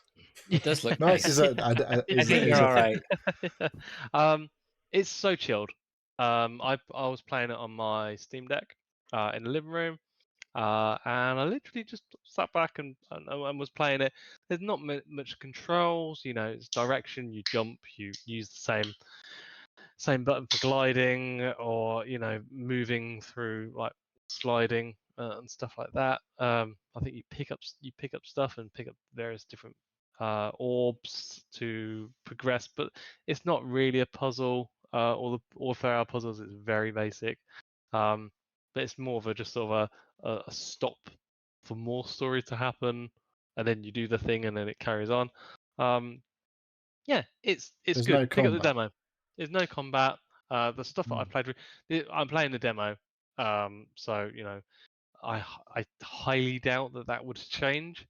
But yeah, there's nothing else in this world apart from you, the environment, and the story. So don't expect anything more. But yeah, it's a really good. Just pick it up. Pick it up on Steam. When's that Or finish? Is that Tuesday? check it out. I think so. Yeah, I think it's Tuesday it finishes. I think it's Tuesday. Yeah, because some of the demos that they put on these Next Fest, like you literally have to play it during that week. Yes. Otherwise, they remove like your. They do, and there are sites that you can get them from. Oh, right, okay. But I wouldn't know about things like that though. Don't think they're legit. So and there's probably install some malware. Yeah, probably. Yeah, right. Don't tell my kids about that. No. But yeah, it's if you're listening to this and it's I think it's like the 16th that it stops. It's too late. 17th. But if you're listening to this and you just want to have just an experience that's nice and chilled, nice is a bad word. It's relaxing. Relaxing. Yeah, de-stressful. Nice. No, noise. No, but yeah, definitely check it out. All right. I was going to leave my next one. All right, Okay. Neil. Right. I played a demo. It's on. I don't know if it's a Next Fest demo technically, but it's a game that I think most people thought was going to be a bit shit. And it's Kind of like called- the films. They're not shit. They're just old. They are. 2 of them are shit. Yeah, well, A few okay, of there them was are one shit. good one. RoboCop Rogue City. I heard which- this was supposed to be quite good, I think. Well, it's a bit of a mixed bag, I would say. You do feel a lot like RoboCop while playing this game, I would say. It's a first-person experience, but largely shooting.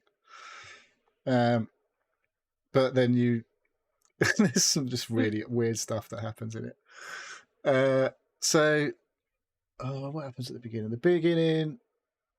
I can't even remember what happens at the beginning, but basically you're thrown into RoboCop as first person, and you have to shoot some bad people. It's not a reimagining of the story. It's not from the like beginning. no, it's completely like. No, you're what's not. the name? You're not Murphy, and You are Murphy. You are Murphy. Okay. No, you're not Okay, like Murphy as a human. You are already Right. RoboCop. Okay, right. And yeah, Lewis is in it, so you know she's your partner, if you remember Right. Lewis from the film, and The she hot looks one, a bit yeah. like Lewis. And the desk sergeant, when you turn up, is the same character. Can't remember what his name is. So it's like the first movie characters. Okay. Some okay. of them, anyway. But there's I don't know, like the voice acting parts of this game are very odd. I don't know. There's something weird when you go into like the dialogue scenes. It's just something's a bit off. Like the character models look all right. They look kind of good, but there's just something a bit off with it all. And the sound is the weird thing. It's just like I don't know what's missing. There's something like it's very just like the dialogue, and there's no other sounds going on, and it just feels a bit weird. I don't know why. I can't really put my finger on it. So that's not the best part of the game for sure. But what happens is you do whatever the opening scenario is, and you get to go back to the police station. Like I say, you meet the desk sergeant, and he's got a long line of fucking rogues to deal with it. The fucking I got all these guys to process. yeah, exactly. All these It's so bangables. it's so like dodgy but funny. And you are walking through the police station. You get like debriefed, I guess, from what happened in the fit where loads of fucking shot loads of people. And after you've I can't remember the sequence of things happening. Basically, there's a point where you're walking through the police station, and you have like your main objective is to like go to the fucking briefing room or whatever. But as you walk through the police station, you hear some fucking police officer saying something, and it's like another objective will pop up, which is a bit Starfield. But you go and speak to someone, they want you to open their locker because they can't open their locker, and then you open their locker, and all that. It's like, well, that wasn't really a mission, but you know. And then as you walk through like the reception area, the guy is not the desk sergeant because he's about to do the briefing, but there's another guy on the desk, and he's like, "RoboCop, can you help me out here? Can you open another line?" So you have to you can open a line, or you can fucking completely ignore it and just fuck off to the briefing. I was like, "No, fuck it, I'm going to stay here and help my dude out." So you stand there, and then load of people move from one line into your queue, and then you have like a little dialogue thing that goes off between like some. I can't remember what the fucking scenarios are, but some criminals like, yeah, I heard you want this guy, and there's a reward for him, blah blah blah, and it's like, then it goes back to you, and you have like 3 dialogue options to choose from and stuff. It's like I can't remember whatever, and then he goes back to this guy. It's like, yeah, it's that guy on the poster there. It's me. I want the reward. And he's like, then you've got the options of what to say to him, kind of thing. And it's like, so I picked. You'll probably get a reduced sentence, but you're coming in basically. And then there's fucking some woman's like, "Oh, my son's missing. I haven't." And he's like, so RoboCop's like, "Well, how long has he been missing? And how old is he?" And he's like, "He's 26." And you're like, "All right, okay." And it's like, how long has he been missing for? It's like, she's like, oh, he's been missing for 2 days. It's like, oh, we don't normally regard adults missing, and this is 72 hours. And she's like, oh, please, it's really wrong. And you get these options like check it out sort of thing for the woman, or like tell her to fuck off for 24 hours and come back. And so I picked like, oh, just tap it in the computer. It's like, oh, your son was dead 2 hours ago. And she was like, oh no. It's like, oh. And you get a little, you serve the public trust is like your prime directive. So that comes up on screen like do. And so you go to the briefing after that. And then you just drive out of the garage, leave Lewis behind, she's busy, and then you just get dropped off in Detroit. Old Detroit? Is it Old Detroit? New Detroit? New Detroit. And then you just walk around on the beat like a cop. You're just like walking around, like you've got like a main objective, but as you walk around, it's like if you spot a crime happening, you like get involved. Or like you see a car parked illegally, you have to give them a ticket and stuff like that. You do cop things. And then obviously the main mission is to go and find out where this guy, because basically it's so lame, and some of the stuff is like the new guy is coming to town and he wants to spend all his money. I'm like, really? You couldn't come up with a better name than the new guy? And then like there's the guys on screen, if you're watching, looks like Keith Richards from The Prodigy. It does a bit, doesn't he? And he's like this. He's killed Soot, and he's like the leader of some fucking criminal gang who just, they're scumbags basically. It's all about like there's Nuke, the drug. There's loads of cops being killed and stuff like that. It's the Robocop. And so yeah, but like walking around as Robocop's cool, because you're like, obviously if you remember the film, like he's got a proper big old fucking heavy feet, hasn't he? And you're walking around, you're going like, and like the camera shakes up and down as you fucking put your feet down and stuff like that. So it's like, yeah, this is cool. And it feels like Robocop. And then I was playing with mouse and keyboard to start with, and I do not recommend with mouse and keyboard. No? I couldn't fucking land my shots at all with mouse and keyboard. I was like, fuck this, I'm picking up a controller, and it feels much better, because you're like, you move too quick with the mouse for being Robocop. You just need to be like that speed of Robocop. He's like, you can take shitloads of damage. You just turn around and then you just plan someone in the head. So yeah, it's obviously you're pretty largely not invulnerable. You take damage, but you take a lot of fucking shooting. Like there's people chucking grenades at you, and they just go bang, and you just like fucking walk past. Doesn't matter to me. Bang, blah blah blah blah blah blah. And then you can just do like normal free aim with, if you're just mousing it or whatever. But if you right mouse click or pull the left trigger, you go into like Robocop like mode, and it like then. Like you use that mode to look at clues and stuff like that, like a Batman's investigation mode or whatever from Arkham games. But also, if you're in a firefight, it will do that. Like you get like every time there's an enemy, it like highlights them in a green silhouette, and it goes bleep bleep bleep bleep bleep, and you like fucking zoom over, like shoot them in the fucking head. And so it sounds like you're living all your Robocop fantasies. Yeah. Through the game. But there's like anything that's not that is weird, like the scenes when you're talking to Louis, like all of them, they just kind of stand there awkwardly, and it's just like, this just looks so fucking weird. But when you're actually walking around being Robocop, it's very good. So yeah, I don't know if they're gonna. Obviously, this is still a demo; it's not out yet, so I don't know when it's coming out. The city looks great when you're walking around and all that stuff. But yeah, the cut scene, the scenes when you're in dialogue with other characters, it's just like something off. I can't quite put my finger on it. It just doesn't. It's just a bit weird. But otherwise, yeah, like I say, all the bits of Robocop-y. And you can run as Robocop, and you just like go, and you like bang, bang, bang, it's supposed bang, bang. Supposed to be out first week of November. Right. Okay. So they're not probably going to do that much with that. The not dialogue much time stuff. Running out. No. So yeah, it's not full price, I don't think, but it's not cheap. It's up there. It's not cheap, no. Yeah. So, but it was pretty cool. And it will be cheap after a while. Yes, probably. This is the one to pick up on sale, I think, unless it comes to Game Pass, who knows? We'll see. But yeah, Robocop Rogue City. Get on the demo if you want to check it out. All right. The demo is free, obviously, but yeah, it's funny and weird. All right. May do that. You've got another one on there? Yes. And what was that one? Oh, yes. This is the game that has totally taken up all of my time this last week, which is why I haven't done anything.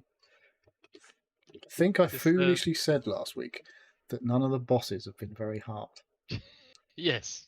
And then I spent the last 2 days on one boss fight. Yeah, forget it. You try to convince me to get back in there. I ain't going in there. No.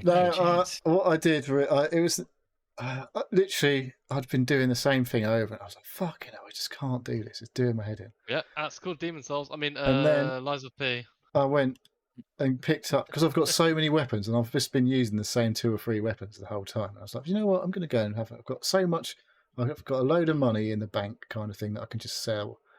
And then I've got loads of these weapons that I haven't upgraded, and I had a good look through all my weapons, and I went, I like the look of this one. It does quite a bit of damage, and it looks like it's like a, because of the thing is you have handles for your weapons and you have the blades, and this blade was like a giant fucking screwdriver, a giant Phillips screwdriver on the end of it, and the pole, it was a big long pole. I was like, right, that might be good. So I could get a bit more distance, like I could poke things from a bit further away, and hopefully have a bit more time to get out of the way. And it only took me 2 goes then to get past the boss fight that had been banging my head against a brick wall. So I was like, I think it's need to have a bit of more versatility, like in your gameplay, and go and choose different weapons and things. But yeah, I am really near the end as well, so I think that's why it got pretty hard. Right. It certainly feels like the next couple of fights are going to be like the last fights. So this was maybe the second or third from last proper boss, so that's probably why it was quite tricky. But basically, the problem with it is there's 3. They're called the Black Rabbit Brotherhood, and you fought them before, and you killed the big brother. But in this fight, spoilers, 3 of them are still alive. The guy who was dead comes back. He's not dead. And then he's an absolute beast. But fighting multiple opponents in these games is always a bit tricky, balancing like knowing which one to be fighting against and trying. They don't overwhelm you, to be fair. They don't like properly all 3 or 4 attack you all at the same time. They do give you a bit of a chance in those fights, but you do have to be on your game. And I just made a couple more upgrades, so I had a few more of like the fucking Estus flasks. I can't remember what they call it in this game. So you're like your health regen flask thing where you have to run away and like not get hit while you take. But yeah, it only took me two goes afterward. Fucking gone back to it today.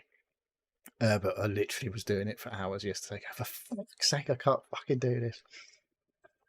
But yeah, it turns out you can. I can. I just was doing the wrong thing. But there was in this arena. Like I say, there's 3 guys. There's 3 normal people that turn up, and once you get down to the last one, that's when the other guy comes back from the dead. And it's like if you can distribute your damage between the 3 of them, so the last one surviving has only got a little bit of health left when the other guy appears. Then obviously you've only got to stab him a couple of times before he's dead, and then you can focus on the one left. Yeah, who's the big dude who does fucking tons of damage if he hits you, and it's like, oh, yeah. So it's a bit of like management of the fight is what you need to do, and be clever about it, which I wasn't being, probably. I was trying to be clever, but just wasn't fucking succeeding. That's very similar to what I'm about to talk about. Right. But I still absolutely love the game. It's really like the best non-From Software Souls-like I've played, I think.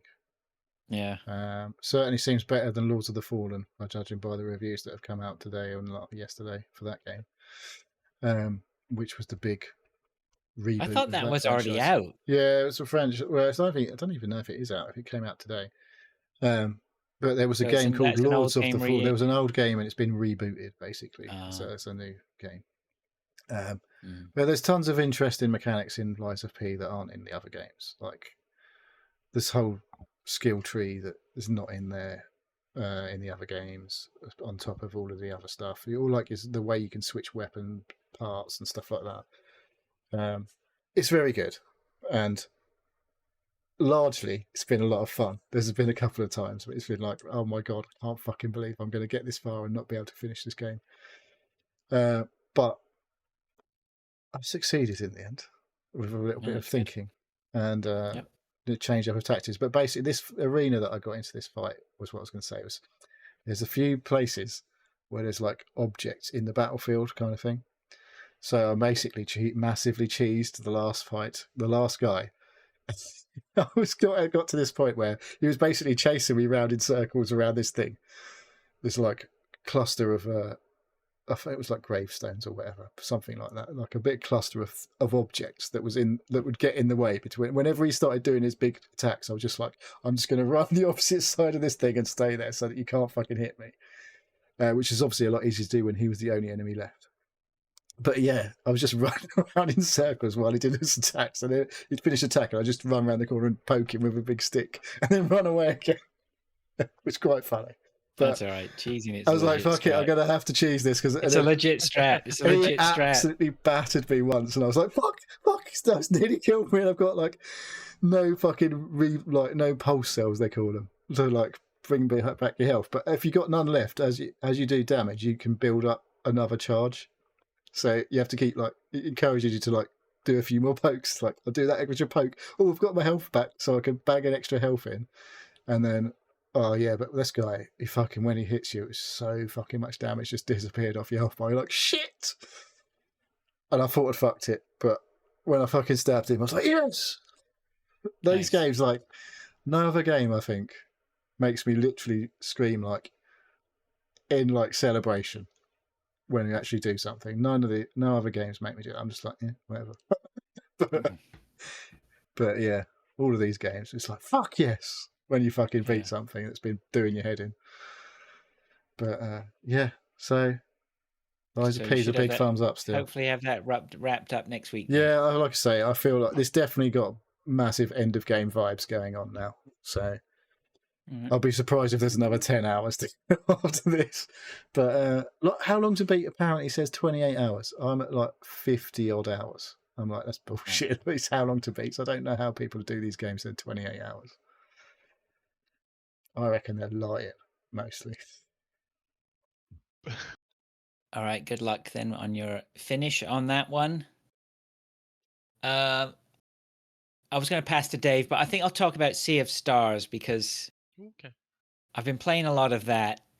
I've absolutely fallen head over heels in love with that game. It's good, isn't it? Yeah, I just so this is it's basically Final Fantasy. Of a old school Final Fantasy like game. Super Nintendo Final Fantasy. Super Nintendo Final Fantasy, right? But with all the bullshit taken out, right? With it, not so much without the bullshit. That's probably not fair to Final Fantasy because they're fantastic games. But it's almost like it appreciates that I don't have a lot of time. You don't have 100 hours to finish this game. I don't have 110 hours to finish a Final Fantasy like I did back in the day. And so the wandering around isn't, there isn't so much aimless wandering around. That's probably the main thing. You're straight. You feel like you're making progress. Anyway, but it's typical old school Final Fantasy. I have my party of 3. We're progressing through different areas.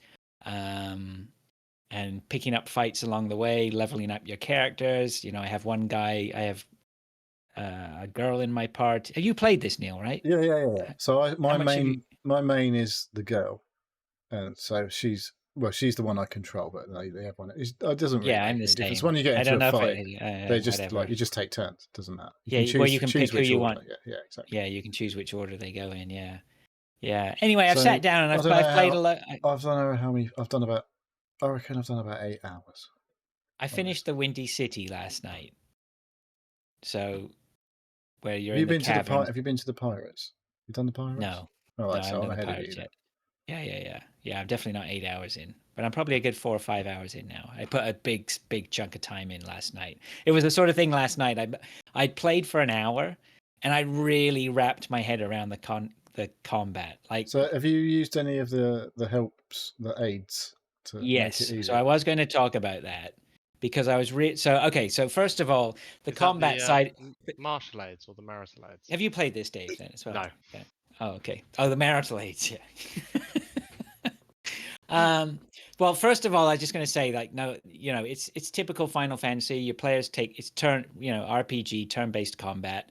You have players, that do like a cutting damage with their weapons, some that do blunt damage with their weapons, some that do fire damage with their skills, their magic skills, some that do moon guy who heals, somebody has another healing spell. So it's all, and this goes back to what you were talking about, Neil, it's total battle management. There is no way, if you really concentrate on these, I found everything once I really focused on it and really planned out, thinking 2 to 3 steps ahead in my making sure people were healed. How am I going to attack this? Should I be picking one guy off here? Or you get attacked by a different group and that guy's going to multiply into 3 or 4 different enemies. He's going to or one of them's just going to suddenly heal all of the enemies back to full health, and you're like, right, fuck! and it's just that sort of, if you're managing the battle, right? And so I spent about an hour playing last night and realized that I had really got in the zone. And then it said, you're about to go into the caves, and we need you to go sort this shit out in the caves. And I was, by this point, it was pretty much close to my normal bedtime. And I was like, you know what? Normally I'd be going to bed about now. I really would like to do this, but I also know that if I'm going to do this, I need to do this. So I went off and I ate and got drinks and got myself prepared and just sort of said to my wife, I'm going to be late up tonight, and just went back to the sofa. I was like, right, let's do these caves.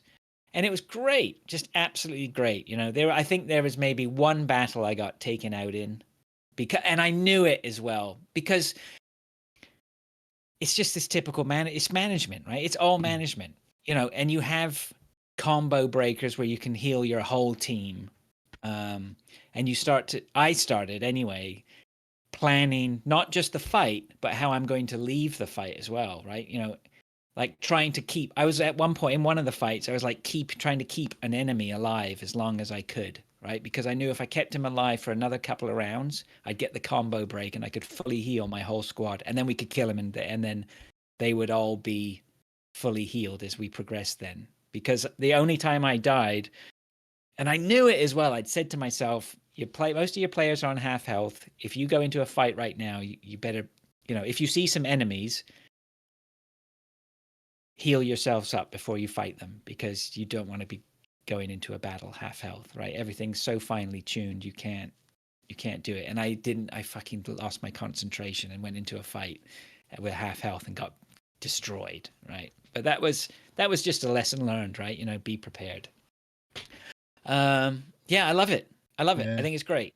See, I totally negated that part of the game by just using one of those amulet things that, like, you have double health and it heals you every time you finish a battle. So it's like, every time I finish a battle, I come out with full health. Yeah, see, it made it very easy, though. Yeah, see, I've got 4 amulets up, and that one is the first amulet, and I decided not to use that. I was like, that sounds like a bit of a game breaker to me. Yeah, I didn't read it properly to start with. I just went, healing after a fight. That sounds like a right bonus, and I didn't realize. Yeah, but it did say as well, you only get 50% of something. Right. 50% of, so there is a cost to all these. But I think I chose the ones, I did put the one, so every time an enemy attacks you, you can press the button to block it, or when you attack someone, you can press the button. And if you do these timings correctly, you take less damage or you apply more damage. Yeah.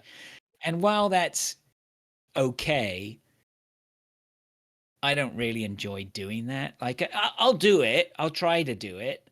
But sometimes I'm not concentrating. Sometimes I'm talking to someone who's walking across the living room, and then I don't do it. So there is one of those that says it will let you, it gives you a marker to know when you've done it right. So it's a little bit of an aid, Dave, mentally. So I applied that one, and then I think there was another one that you could apply, which was gives you a 35% chance to block, right? And I figured that's fair enough. Like, I'm not concentrating all the time. If I get a little bit of a bonus block once in a while, and I think I've only ever noticed it once in 50 fights. So I was a little bit loath to use them. I didn't know what kind of whether they would hamper me some other way. But I'm using a couple of them, 2 or 3 of them anyway, not all of them. But yeah, it's okay. I think some of the traversing around, like in the Windy City, you pick up this ability to blow things, and then you can blow the blocks into place, and then now it gives you more places you can walk or whatever. I feel like a lot of that is fluff. They've got to have you wandering around doing something and going from cave to cave to fight these things. It would So get for a that bit boring point, if you were just walking around from fight to fight, though. yeah, I know. I just think it's There's a few not. little puzzles to do with the windy things. They'll blow in. Yeah, I guess they're very simple. I mean, the game the game seems very simple, straightforward, but it seems very balanced, and it doesn't seem like it wants to waste my time, which is nice. I don't know if anybody else has played it, but Bravely Default had a really good system where you had a slider of which you could choose how often you want the random encounters to how often you wanted the battles. So you could grind through a Right. normal thing, or you could just like have a leisurely stroll through to the story beats. Obviously, if you just stroll through the whole game, we're having the slider down to you don't get leveled, so yeah, you struggle at the end. So that was quite interesting. But yeah, the way. Sorry. I was just going to say, I'm not sure how much grinding you can do in this though, because No, it I seems don't to think me the like enemies disappear usually after you've had they're a fight. gone. Once they're gone, they're gone. So So it's really, like I think it's quite well. No, there's no random battles. No, You can there's none of avoid a that. fight if you run around quick enough. Right.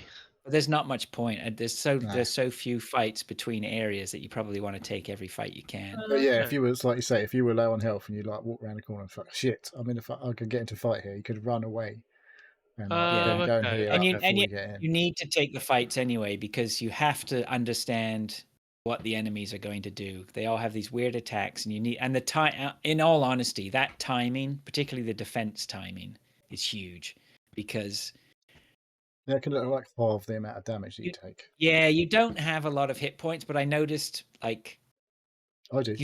I was doing calculations where I was like, okay, so I know these guys have only got 25 hit points. They could take another round of damage before I have to heal them up.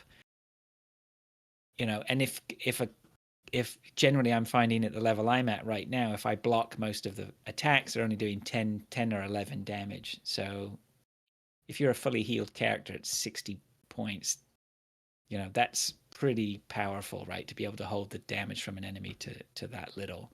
But yeah, there are some enemies later on that absolutely kick the crap out of you with some big hits if you don't manage them properly. But it's very cutesy. It's very nice.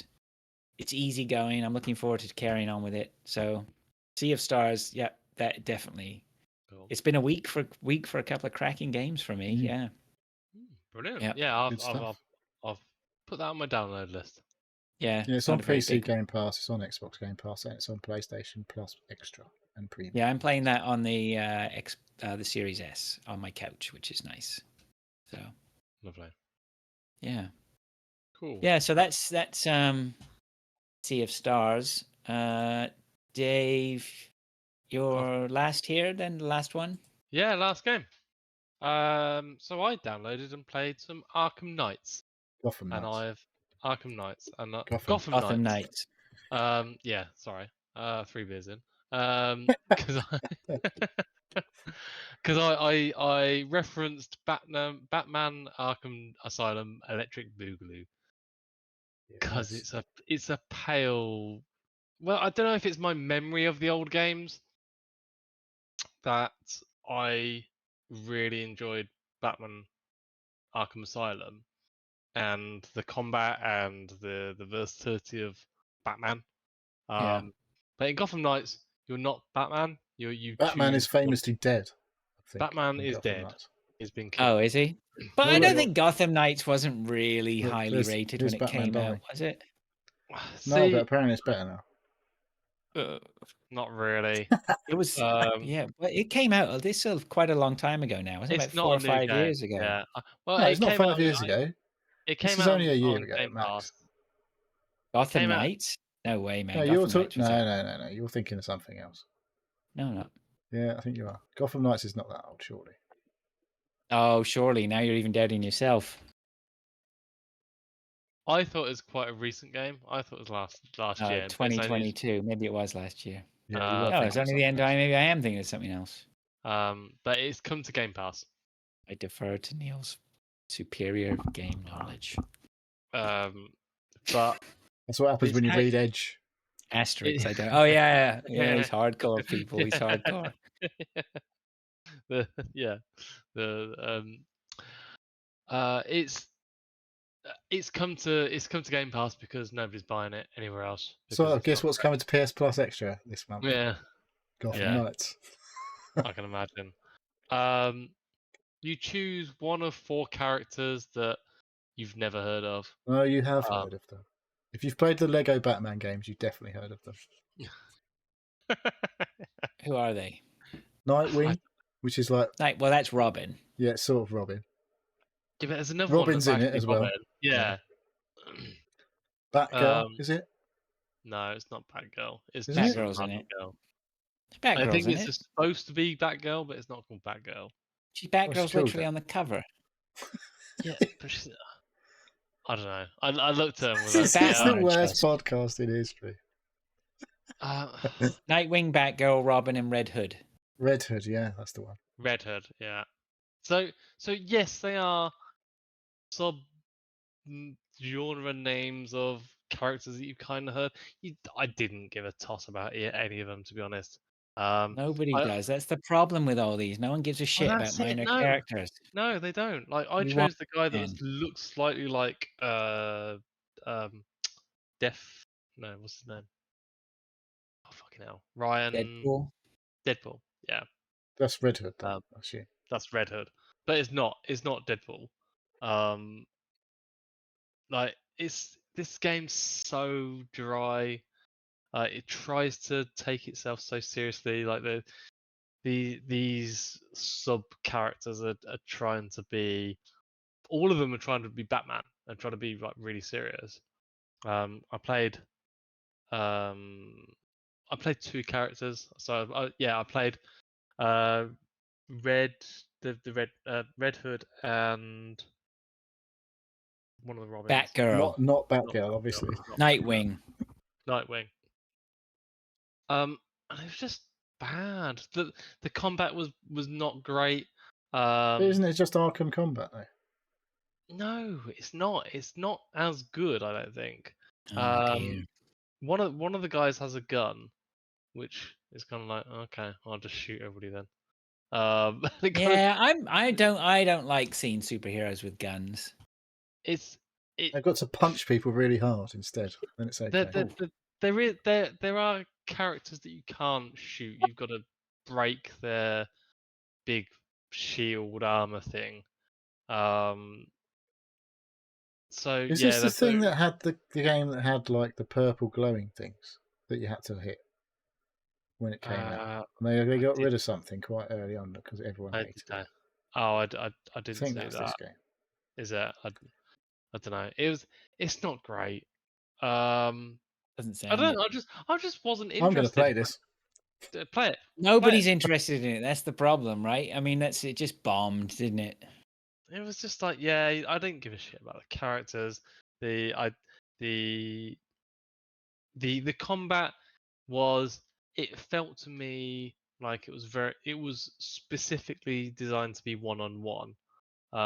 Whereas I remember, maybe it was just me with the old Arkham Asylum ones. It was like you were being attacked constantly by lots of different characters, and part of the game of actually the fight sequences was understanding who was going to attack you and either move out of their way or interrupt their attack. And it was the game. That was the game. That was the who's going to attack me now? Okay, do I attack somebody else to get out of their way? Do I attack them? Do I move into a different position? Do I go do an aerial move to get over that? Like that was the game, and it was like a 3D chess puzzle of where to be, what to do, who to take out. It's literally like in every sequence I did, I just wailed on one person until I killed them because everybody else was leaving me alone, and then I'll wail on the next person, and And yes, maybe there was one or two times where I had to be out of the way, but the consequences of being hit was so insubstantial. It didn't. I didn't care. Like, I got hit. I was like, oh well. Like that. It barely took off any health. That's because they need the kids to be playing it, right? Yeah, maybe it's been dumbed down for it. It wouldn't surprise me. This game got 4s and 5s out of 10 right. when it came out. Yeah. Oh, I didn't know that. It I was was junk. expecting something a lot better. There is a early motorcycle sequence in the game, and I just wheelied all the way through it. It was like literally just steered me in the way, and I was just like, I'll just put a wheelie. It was like, man. it was so junk. Like it was just bad. Oh, that's not good, is it? So I'm glad you did that. Well, it sounds like Hardy Down's a bit more positive on it than you. He says it's fine. Oh, yeah? He says it's fine. Yeah, but Dan doesn't know what he's fucking talking about. Yeah, I think Just kidding, fine. Like Yeah, it says nothing's improved? particularly bad or good. It's just fine. it was Just fine. Just Just average. fine. Yeah. Well, 5 out of 10 is average, isn't it? Average isn't good enough, is it? Isn't it not? Fine. In a year of like amazing games, is average not good?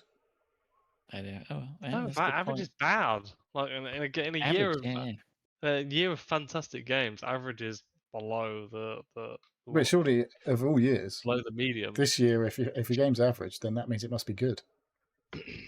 There's too many good games this year. No. If your game is not great, it's shit. It's the opposite. Oh, wow, that's harsh. Yeah, I like it, Dave. I like it. It's going hard. Don't forget, everything is shit until we like it. Well, I gave this game a good hour and a half, and I uninstalled it. I looked at it and went, maybe I'll give that a miss. I haven't installed it yet. You chose wisely. There's too many other good games. That's the problem. Yeah, there's plenty of better things to be playing. It's true. Well, it's not a problem. It's a problem for that game. Yeah, and that's it. That's my list.